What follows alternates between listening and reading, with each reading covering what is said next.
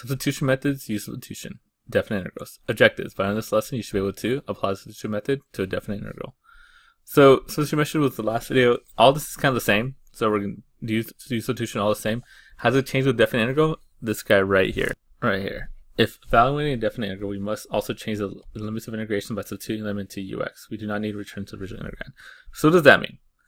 So let's say we do something like this, 0 to 2. Let's go 3x squared square root of x cubed plus 1. Right, so I'm just talking about this little part right here. So we're going to let our u be the inside. So u would be x cubed plus 1. Right, and we'll get a function. We could do all the math, and I'll tell you, right, we'll get something that looks like this.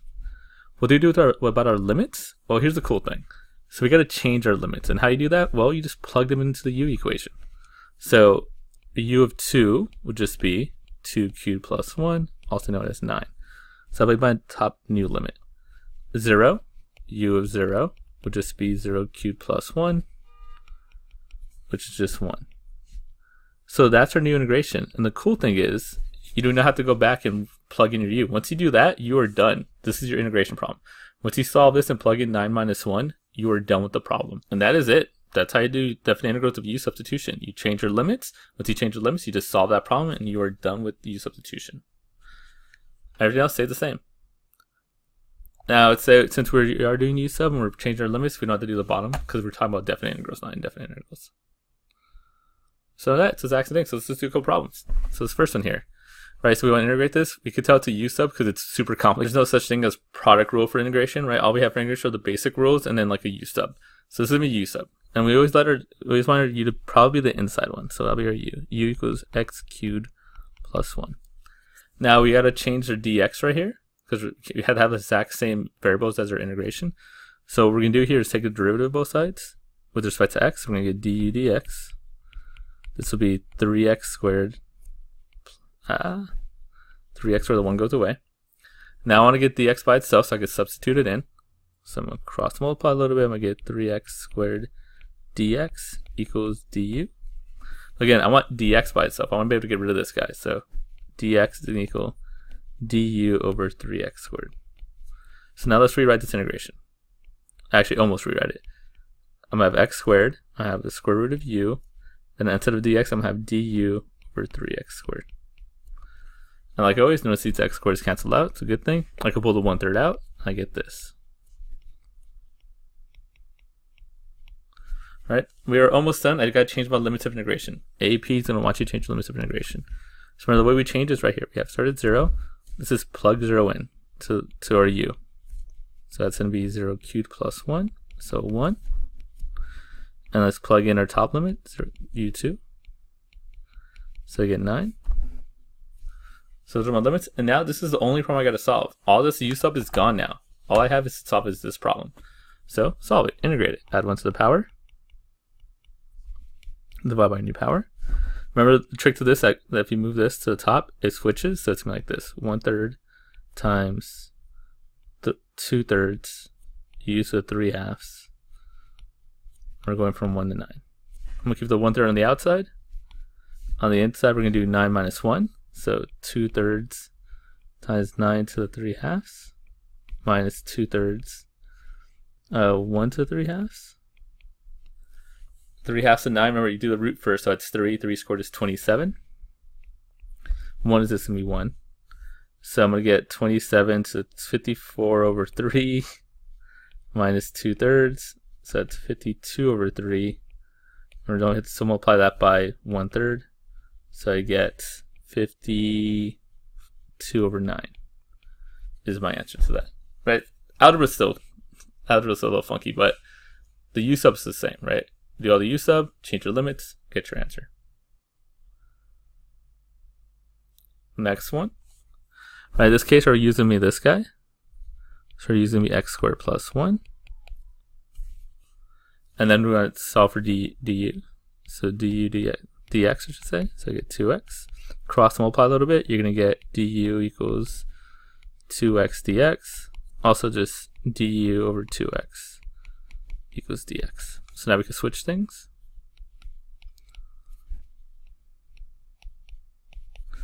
Right? So just plugged in my u for my x squared plus 1, plugged in du over 2x for my dx, and I get this. The x's cancel, and you get 1 over u, pull out the 1/2, du. Don't forget to change my limits, add 1 and 3, so plug them in.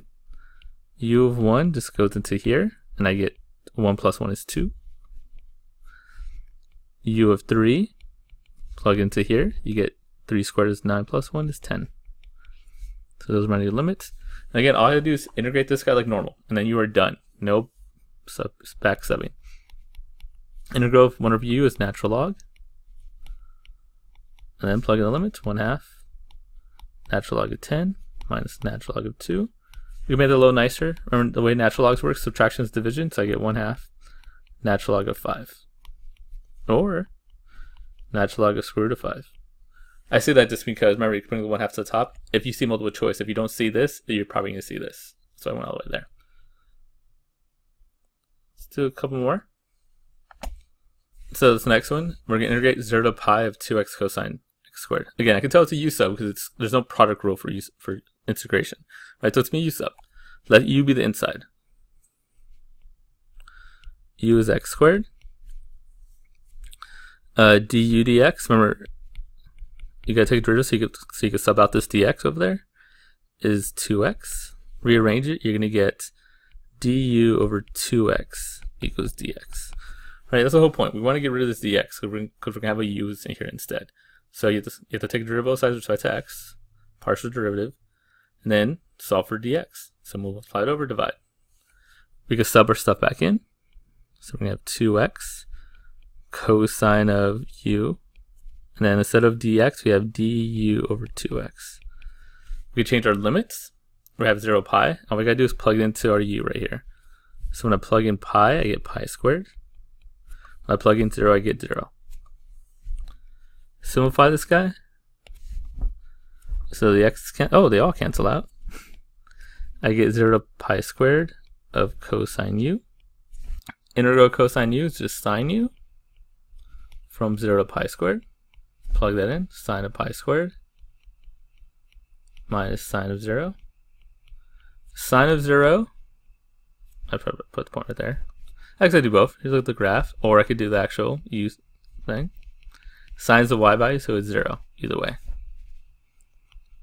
So I just get sine of pi squared, and I have no idea what that is. You just leave it. Okay, one more, and then we're done. So this is an AP style question, right? As you can tell about the multiple choice. Use substitution of u equals 2x plus 1 is equivalent to this. So all they want you to do is like, hey, here's how to do u. Could you rewrite it? Could you do a little u sub? Could you change the limits? That's all they want you to do here. So, right, if I'm that be my u, it's gonna look like this. Right, now don't forget, I do gotta work to see if I have to change you guys still gotta change dx to be a du. So u is 2x plus 1. Du dx, take it to both sides, 2. So if you do some math, cross multiply, you're gonna get du over 2 equals dx. Right, multiply dx by 2, divide by 2, you get this. So this is gonna be like this. Don't forget, also change your limits. So 0 to 2, u of 0, just plug it into the equation. You get 2 times 0 plus 1, so 1. U of 2, again, just plug it into the equation. 2 times 2 plus 1, so I get 5. I can make that a little bit nicer by pulling out the 1/2. And you get that. Try to find the one that matches, and that's right there. Oh, that's not it. That's right here. Almost forgot. Didn't see the 1/2.